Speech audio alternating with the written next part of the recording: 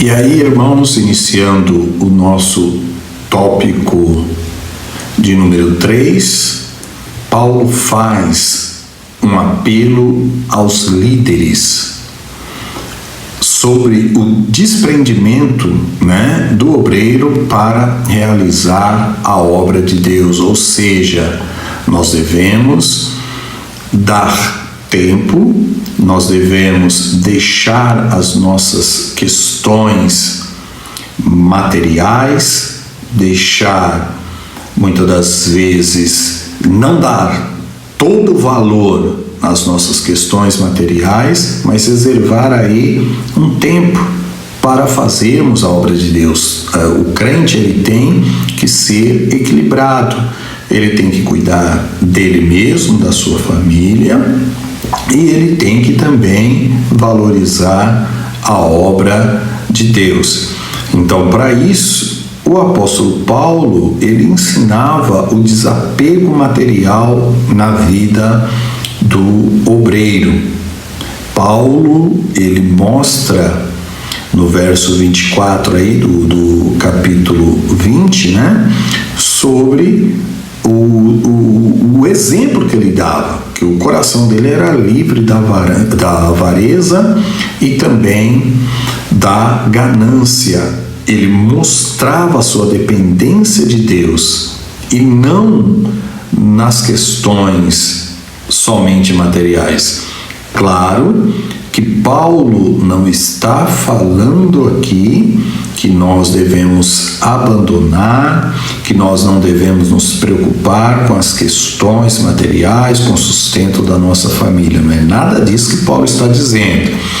Paulo, ele está trabalhando com a ideia de nós abandonarmos a obra de Deus em detrimento da nossa vida secular. Não, devemos ter o equilíbrio. Nós não podemos nos perder ministerialmente por conta da avareza e da ganância, o desejo excessivo pelas coisas dessa vida. Pois ele mesmo disse, que se nós esperássemos a Cristo somente nessa terra, nós seríamos os mais miseráveis dos homens. Paulo, ele procurava não ser pesado às igrejas que ele pastoreava e visitava. Ou seja, Paulo, ele tinha um compromisso com a obra de Deus, então ele não queria dar despesas materiais para os irmãos as quais ele pastoreava e visitava. Paulo, ele, ainda que tivesse o direito, que o próprio apóstolo Paulo vai dizer isso, não tem direito de comer do milho o boi que o debulha, digno é o obreiro do seu salário. Ele, no entanto, procurava, na medida do possível, não ser pesado, trazer um fardo financeiro às igrejas. O que nós vemos muito diferente nos dias de hoje, que tem muitos que olham para a igreja com o quê? Como se fosse um cifrão. Então ele olha para o membro não como uma pessoa, mas como uma cifra em dinheiro. Paulo vai falar dos lobos daqui a pouco. Então, no ponto 2, ele vai falar sobre o cuidado pessoal do obreiro. Ele tinha uma liderança exemplar diante das pessoas, mas ele sabia que isso não bastava. E aí Paulo fala, olhar por vós mesmos, cuidem de vocês. Na nossa caminhada ministerial, irmãos, nós por vezes achamos que nós somos super-homens e não somos. Nós somos homens e mulheres, As pessoas que trabalham na obra de Deus são pessoas comuns que tem um chamado por Deus. Então o organismo cobra, a mente cobra, tudo cobra. Eu mesmo estou de férias aqui, passei alguns dias descansando, porque ninguém é de ferro, né? Na expressão que nós usamos. Nós estamos numa sociedade, tem muitos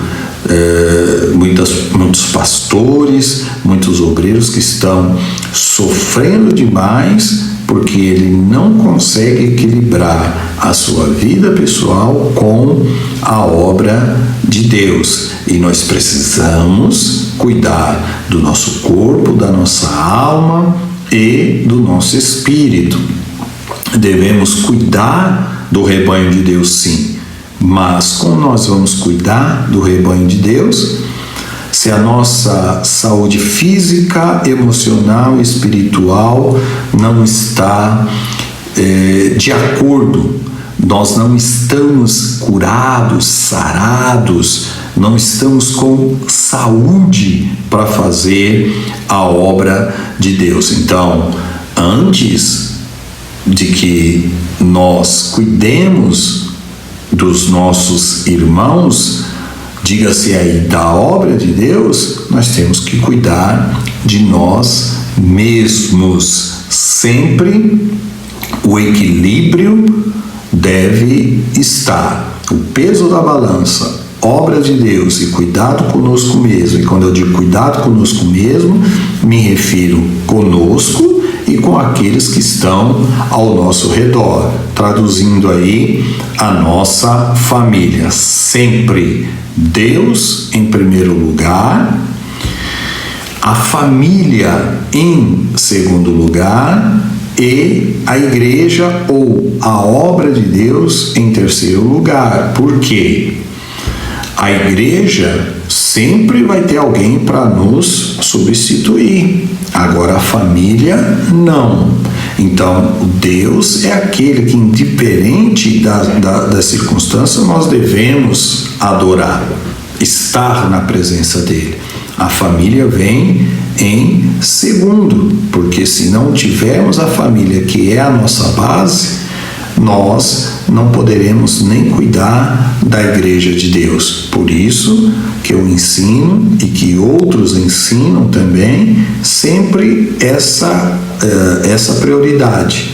Deus acima de tudo, família em segundo lugar e em terceiro lugar a obra e, consequentemente, a igreja. E eu não estou dizendo aqui ou dando demérito para a igreja.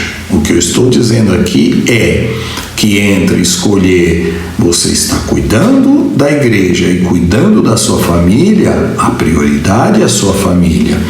Entre você ir pregar numa igreja e abandonar a sua esposa doente, você tem que deixar colocar alguém no teu lugar lá para pregar e dar assistência à tua esposa nesse caso específico.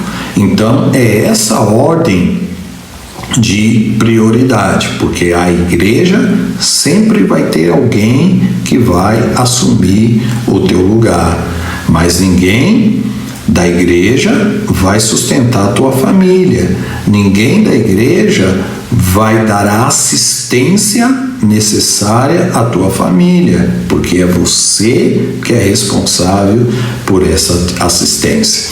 Então, Paulo, já no tópico 3 aqui da lição, o autor, nosso irmão Elienay Cabral, ele vai falar sobre a orientação que Paulo dá acerca da ameaça dos lobos cruéis no rebanho de Deus. É uma metáfora, que Paulo faz acerca dos falsos mestres, que eles eram predadores espirituais, aqueles que olhavam para a lã e a gordura da ovelha, destituídos de toda misericórdia, de todo o amor. Como eu disse aí antes, eles olham para as ovelhas apenas como uma cifra em dinheiro, como algo a ser comercializado.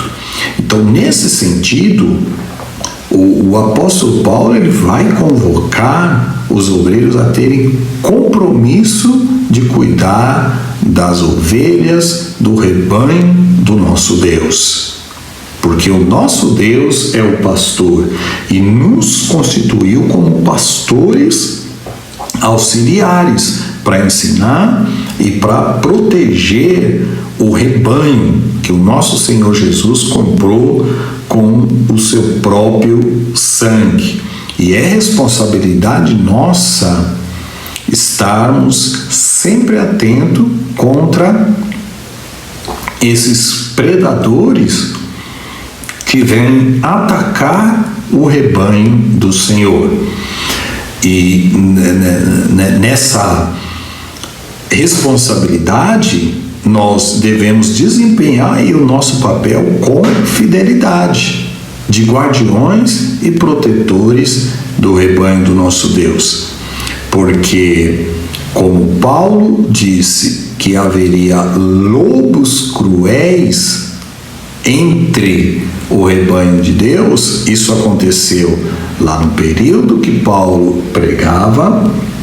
Paulo morreu, continuou esses maus obreiros, esses lobos cruéis se infiltrando no meio do rebanho do Senhor e causando estragos.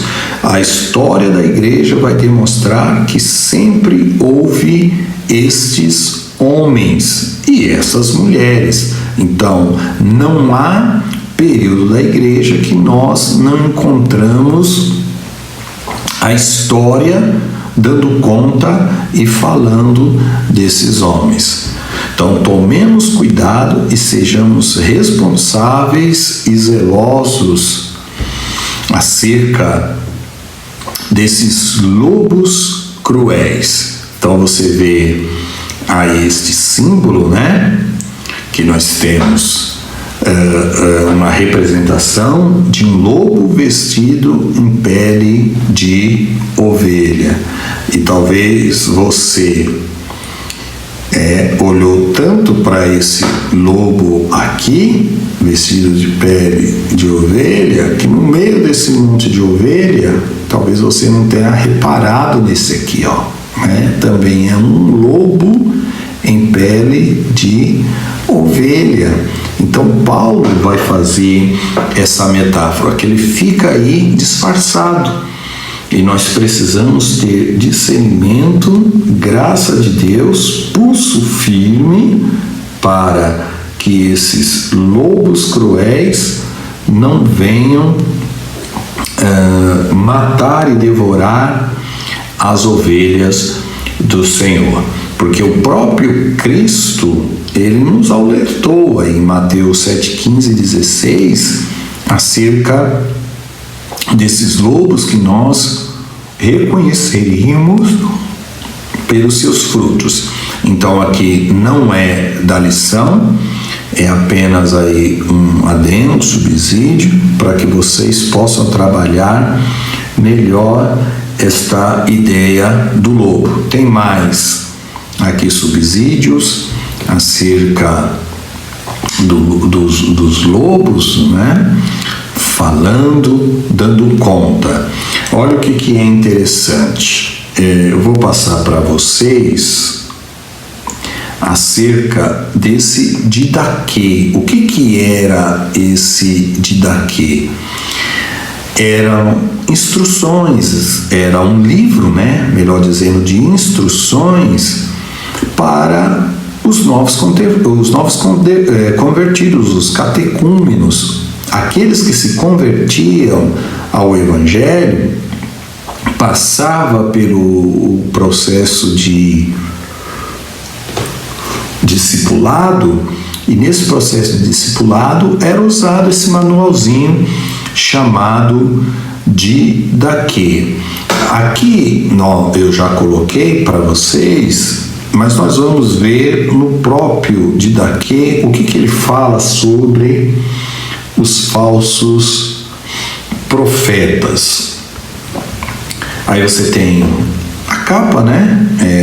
não é Didaché, né? Se lê Didaquê. Está aqui, ó, o Catecismo dos Primeiros Cristãos. Catecismo aí é o termo técnico para discipular. Então, olha só o que diz esse Didaquê. Ele ensinava como desmascarar um falso profeta.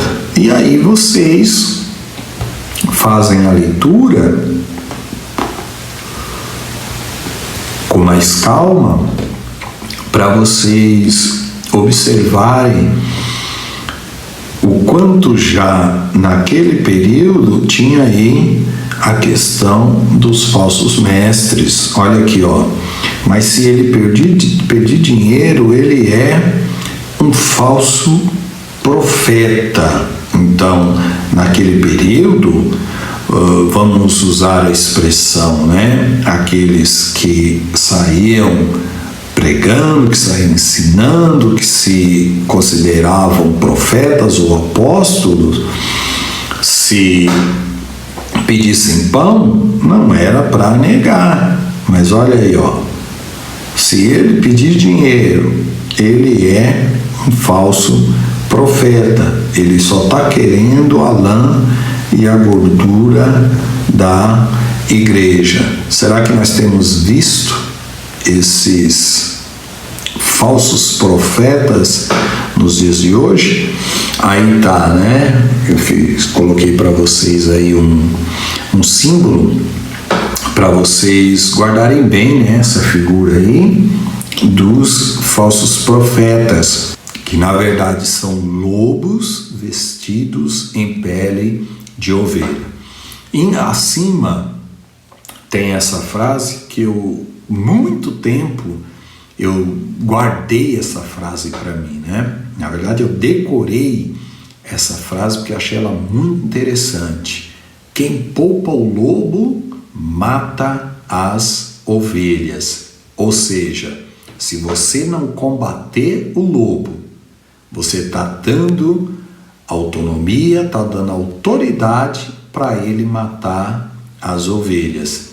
Então, meu irmão, se você percebe pelos frutos, se você percebe pela maneira de agir, que tem lobo aí no meio da sua igreja, vigia, ora, pede graça de Deus, mas seja firme, porque se você poupar o lobo, você vai automaticamente, necessariamente matar as ovelhas, porque se você poupá-lo, ele vai acabar devorando as ovelhas que o Senhor colocou sob a nossa responsabilidade. E aí nós já vamos caminhando para a síntese do tópico 3 e a finalização da nossa aula. O apóstolo Paulo, ele apela para que os obreiros tenham desprendimento material, ou seja, não sejam avarentos, não coloquem o coração aqui nas coisas materiais na terra, mas tenham aí um cuidado espiritual e uma prudência para fazer a obra de Deus. Acredito que na síntese do tópico 3 deveria também ter colocado aí que deve-se lutar, combater os falsos mestres, os falsos profetas e os lobos vestidos em pele de ovelhas. Finalizando, nós vamos aí para a nossa conclusão, que vai dizer para nós que a vida do apóstolo Paulo deixou um grande legado para os obreiros da atualidade. Sua maneira de despertar novas vocações, a sua herança doutrinária para a nova geração de trabalhadores e seu apelo aos obreiros para cuidar do rebanho de Deus são marcos importantes para nortear os ministérios dos vocacionados de Deus. Irmãos, lembre-se sempre, nós devemos desenvolver as novas vocações, os novos chamados, os jovens da nossa igreja, devemos dar oportunidades, devemos trabalhar, lapidá-los, né, na bigorna aí da experiência ministerial, porque todos nós vamos passar, mas a igreja de Deus, ela nunca passa. Não percam a próxima lição.